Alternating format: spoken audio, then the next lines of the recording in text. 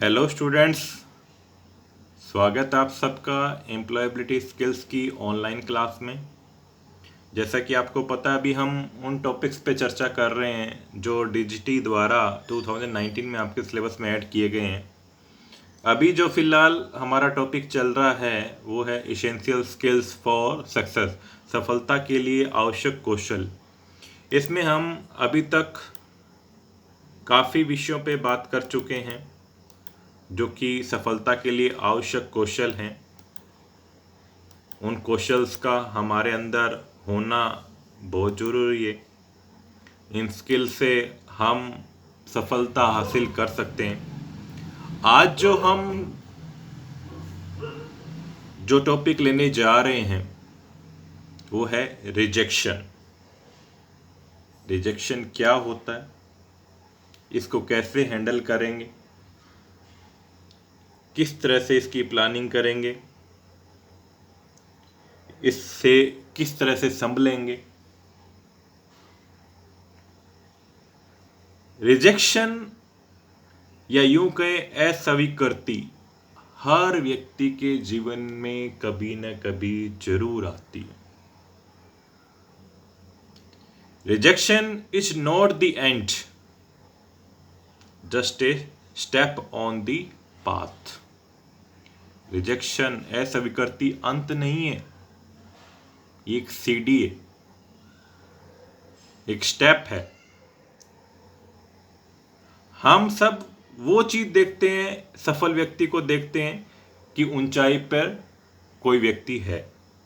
हम वो चीज भूल जाते हैं या वो चीज नहीं देखते हैं कि उस ऊंचाई तक पहुंचने पे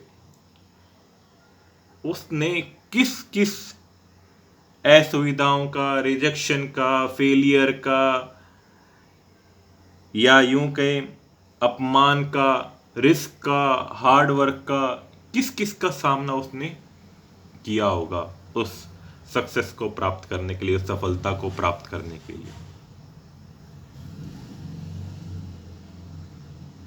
असफलता या यूं कहे रिजेक्शन जीवन में कभी न कभी जरूर आता है। शायद ही कोई ऐसा व्यक्ति होगा जिसने अस्वीकृति का या रिजेक्शन का सामना ना किया हो। सभी इसका अनुभव करते। ऐसा समय सभी के जीवन में आता है। कुछ उसको सहन कर जाते हैं, कुछ सहन नहीं कर पाते। जो सहन कर जाते हैं वो सक्सेस हो जाते हैं। कई बार आप नौकरी से निकाले भी गए होंगे, या ऐसा टाइम आएगा आपको नौकरी से निकाल दिया जाएगा, या आपके आइडियाज़ किसी को पसंद नहीं आएंगे, आपके विचार किसी को पसंद नहीं आएंगे। तो हमें दुखी नहीं होना उस चीज़ से, हमें उसका डटकर सामना करना है। आज हम उसी टॉपिक पे चर्चा कर रहे हैं कि रिजेक्शन से हमें संभलना कैसे, अस्वीकृति से हमें संभलना कैसे, हाउ टू हैंडल रिजेक्शन। हम रिजेक्शन को कैसे संभालेंगे, अपने आप को कैसे संभालेंगे रिजेक्शन के टाइम में। वो भी एक क्या है, सफलता की सीढ़ी है। जिसने रिजेक्शन में अपने आप को संभाल लिया, अपनी केयर कर ली, अपने आप को हैंडल कर लिया, वो सक्सेस है, वो सफल व्यक्ति है। जिस व्यक्ति ने अपने आप को अस्वीकार कर दिया, या यूं कहे जिसने ये सोच लिया कि वो असफल हो गया है और वो कुछ नहीं कर सकता है, वो कभी सफल नहीं होगा। जिसने अस्वीकार को, रिजेक्शन को अडॉप्ट कर लिया, अभी हाँ मैं किस वजह से असफल हुआ या रिजेक्ट हुआ, उस पर मनन कर लिया, तो वो व्यक्ति क्या है, सफल है। किस तरह से हम हैंडल करेंगे रिजेक्शन को, उसके कुछ स्टेप में चर्चा करने जा रहा हूं। तो देखिए, जिस व्यक्ति ने आपको रिजेक्ट किया है या जिस कंपनी ने रिजेक्ट किया है, उससे दूरी बना ले कुछ समय के लिए। क्यों? ताकि आपको बार बार वो क्या है, डिप्रेशन में ना हो, आप डिप्रेशन में ना आए, आपको दुखी ना होना पड़े, आप उससे बाहर निकल सकें, कुछ अलग सोच सकें। इसलिए उस व्यक्ति से या उस कंपनी से दूरी बना लें, उस बोझ से दूरी बना लें जिसने आपको रिजेक्ट किया, चाहे आपके डेली जीवन में ही ऐसा क्यों ना हो। आपके किसी प्यार ने या आपके रिलेशन ने आपको रिजेक्ट किया हो, तो उससे दूरी बना ले जिससे कि आप हर्ट ना हो। ऐसे व्यक्तियों के पास आसपास रहें जहां आप अच्छा महसूस करें, जो आपको मोटिवेट करें, आपकी परवाह करें, आपके लिए हेल्पफुल हो, आपके लिए मददगार हो। आप परिवार दोस्तों की कंपनी का आनंद लें, उनके साथ शेयर करें अपने विचार। रिजेक्शन के दर्द को ठीक करने के लिए खुद का इलाज करें। वह काम करो जो आपको अच्छा लगे, जिससे आप बेहतर महसूस करो, अपने आप को स्ट्रेस फ्री महसूस करो। अपनी उपलब्धियों के बारे में, अपनी पसंद की चीज़ों के बारे में सोचें, उन पे काम करने के बारे में सोचें। अच्छी अच्छी चीज़ें आपको कुछ अच्छा करने के लिए आपको हेल्प करेंगी। चाहो तो आप किसी चिकित्सक से, डॉक्टर से, काउंसलर से सेवाएं भी ले सकते हो, उनसे राय भी ले सकते हो, जो कि आपको इस रिजेक्शन को हैंडल करने में आपको हेल्प कर सकते हैं। ये कुछ टिप्स हैं जिससे आप रिजेक्शन को हैंडल कर सकते हो, रिजेक्शन से अपने आप को संभाल सकते हो, क्योंकि जिसने रिजेक्शन से अपने आप को संभाल लिया वो क्या है, सक्सेस है। नेक्स्ट बात करते हैं बिल्डिंग रेजिलियंस आफ्टर रिजेक्शन। अस्वीकृति के बाद लचीलेपन का निर्माण, या यूं कहें रिजेक्शन के बाद अपने आप को संभलने का सामर्थ्य। माना रिजेक्शन एक दर्दनाक है, उसके बाद कुछ लोग जोखिम लेना तक बंद कर देते हैं। उनको लगता है कि उनका प्रयास अच्छा नहीं है, उनके काम स्वीकार नहीं होते हैं, लेकिन ये सही नहीं है।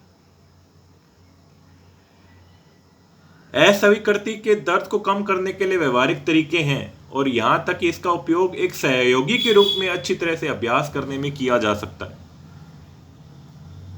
दर्द को दबाने, अनदेखा करने या इनकार करने के बजाय मानसिक रूप से मजबूत जो लोग होते हैं ना, वो उनकी भावनाओं को स्वीकार करते हैं, उस दर्द को स्वीकार करते हैं, रिजेक्शन को स्वीकार करते हैं। जब वे शर्मिंदा या दुखी होते हैं या निराश होते हैं तो उसको स्वीकार करते हैं, एक्सेप्ट करते हैं, अपनी गलतियों को, अपने दुख को वो एक्सेप्ट करते हैं, और उन भावनाओं से निपटने के लिए, उन रिजेक्शन से निपटने के लिए अपने आप को तैयार करते हैं, उनका सामना करते हैं।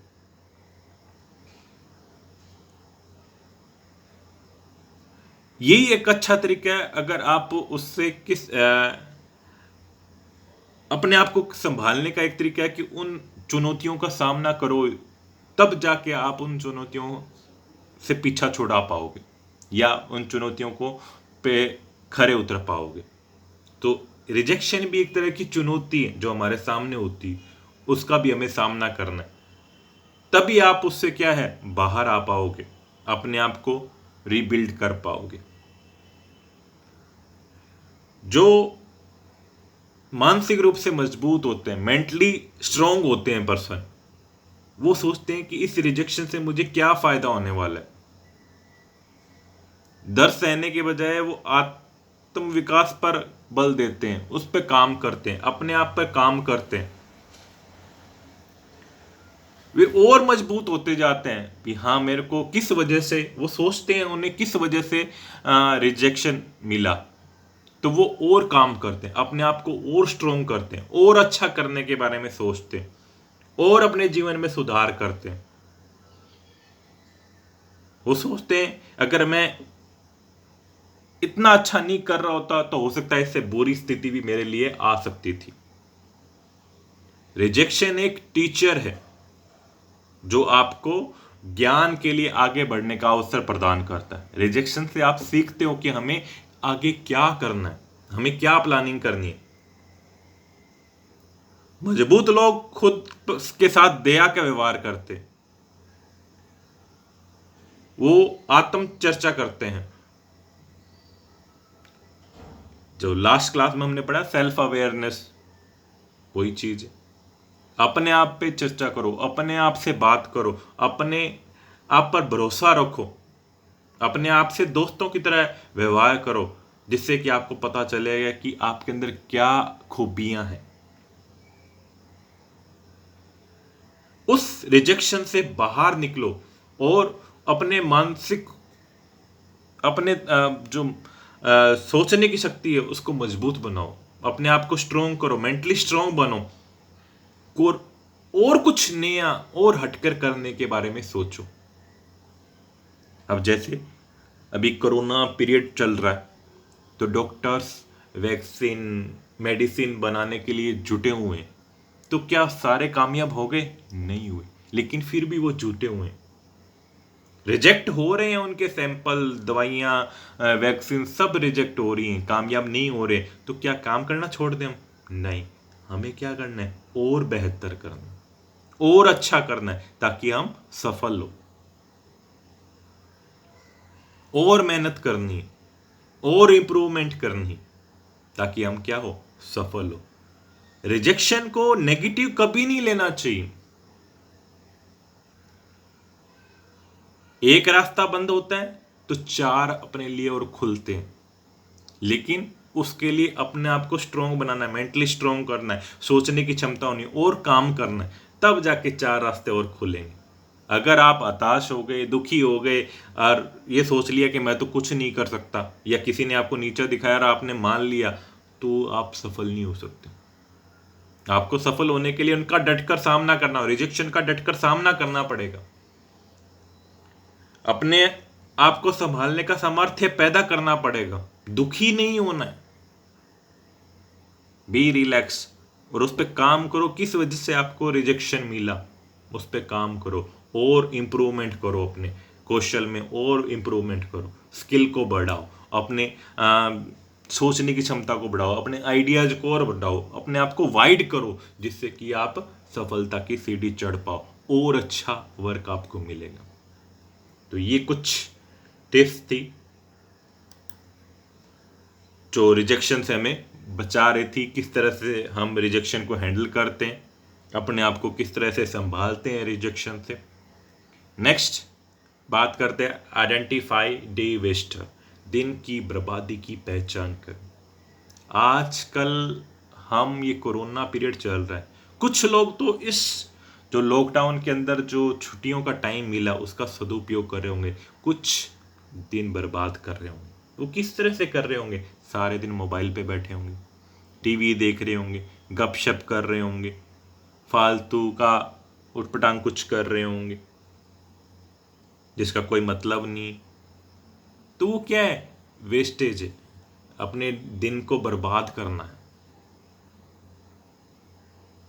कोई टीवी देख रहा होगा, कोई टाल मटोल कर रहा होगा, कोई सोशल मीडिया पर लगा, कोई फेसबुक पे लगा होगा, कोई व्हाट्सएप पे लगा होगा, कोई चैटिंग कर रहा होगा, मतलब फालतू के काम कर रहे होंगे। तो उससे क्या हो रहा? हमारा दिन बर्बाद हो रहा है। तो ये सफलता के लक्षण नहीं है। सफलता के लिए हमें इनको अवॉइड करना होगा, तब जाकर हम क्या होंगे? सफल होंगे। तो उसके लिए हमें क्या करना होगा? ये अपने जीवन पे भी लागू होता है और इंडस्ट्री में प्रोडक्शन पर भी लागू होता है कि हमें किस तरह से काम करना है। सबसे पहले तो हमें प्लानिंग करनी है, जिससे दिन की बर्बादी ना हो। क्या काम करना है, आज के दिन की पूरी प्लानिंग करो, एक टाइम टेबल बनाओ कि आज का दिन हमारा किस काम के लिए, ताकि उसके अकॉर्डिंग हम काम करें तो दिन बर्बाद ना हो। नहीं तो क्या होता है, आधा काम किया, आधा छोड़ दिया, नहीं यार मुझे तो ये काम करना था, नहीं यार मुझे तो वो काम करना था। तो इससे क्या होता है? दिन पूरा बर्बाद हो जाता है, काम कुछ भी नहीं होता। कुछ लोगों की आदत होती है टाल मटोल करने की, प्रोकास्टेटिंग। वो क्या है? काम को टाल मटोल करते रहते हैं। आज का काम कल कर लेंगे, कल का परसों कर लेंगे, या किसी और पर डाल देते हैं, नहीं ये अभी कर लेते हैं, ये पहले ये काम कर लेते हैं, पहले वो तो टाल मटोल करते रहते हैं और काम कुछ भी नहीं करते। तो उससे भी क्या है? दिन की बर्बादी हो रही। सोशल मीडिया का कोई टाइम निर्धारित नहीं है, बैठ के तो आधा घंटा बैठ के, घंटा बैठ के, 2 घंटे बैठ के, हमें पता ही नहीं टाइम कब निकल रहा है। जरूरी कार्यों के लिए एक निश्चित दिन नहीं सौंपते हम, या प्लानिंग के साथ जो पहला वाला टॉपिक है सेम वही है कि कुछ काम होते हैं जो हमें करने होते हैं, उनका एक फिक्स डे होता है, फिक्स टाइम होता है, उस दौरान हमें उन काम को करना होता है। अगर हमने उस टाइम उस काम को कर लिया, जैसे बिजली का बिल भरना है, पानी का बिल भरना है, या वाटरिंग करनी है, पानी लगाना है, या कोई फाइल लगानी है, तो उनका एक पर्टिकुलर टाइम होता है जो एक निश्चित टाइम पे ही होता है, निश्चित दिन होता है, उसको हमें करना होता है। अगर वो हमने कर लिया तो हम सक्सेस, अगर नहीं होगा तो उससे क्या, सारा सिस्टम बिगड़ जाएगा। बिजली का बिल भरना जरूरी है, अगर टाइम पे नहीं भरेंगे डिस्टर्ब हो जाएंगे, कनेक्शन कट सकता है, फिर वो एक बर्डन, फिर हमारा काम रुकेगा, सारा सिस्टम बिगड़ेगा, फिर जब हम बिजी होंगे तब जाके हमें मजबूरी में जाके भर के आना पड़ेगा। तो ये सारा क्या है, निश्चित टाइम का सदुपयोग नहीं करने के कारण होता है।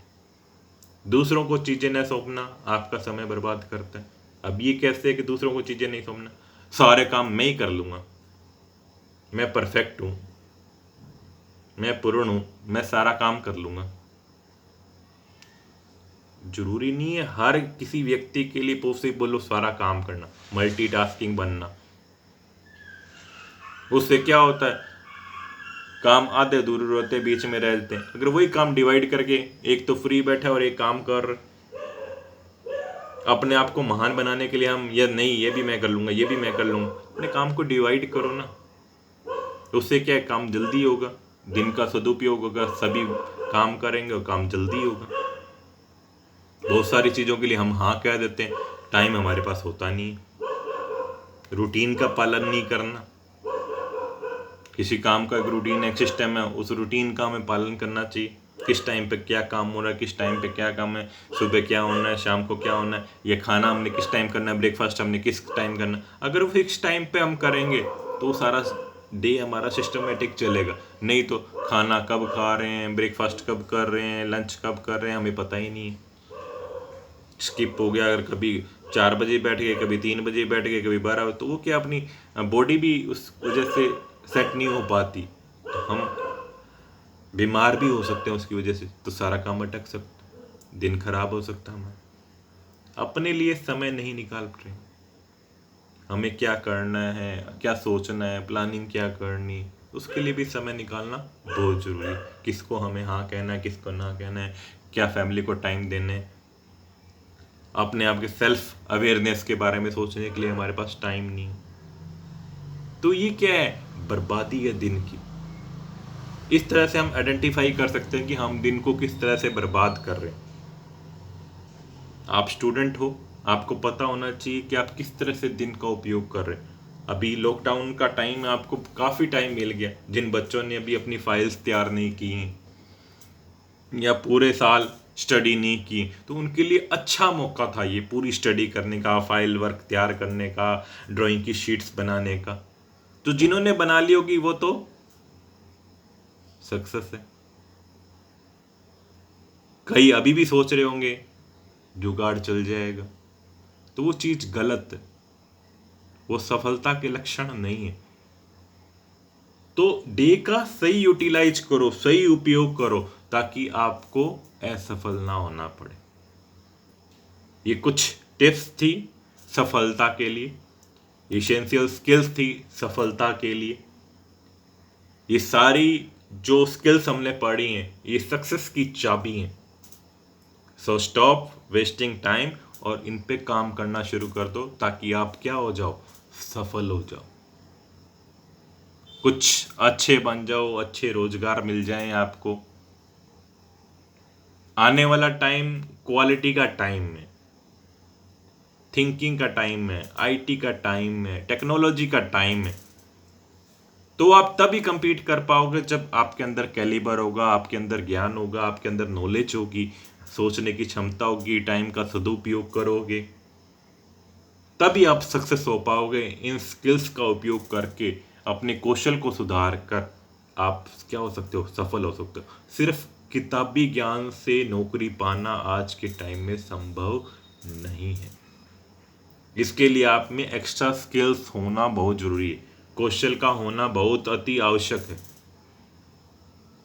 तो अपने कौशल को सुधारें, सोचने की क्षमता सुधारें, प्रोजेक्ट वर्क पे काम करें। अभी मौका था आप सभी के पास लॉकडाउन के दौरान कुछ अच्छा सोचने का, कुछ प्रोजेक्ट बनाने का।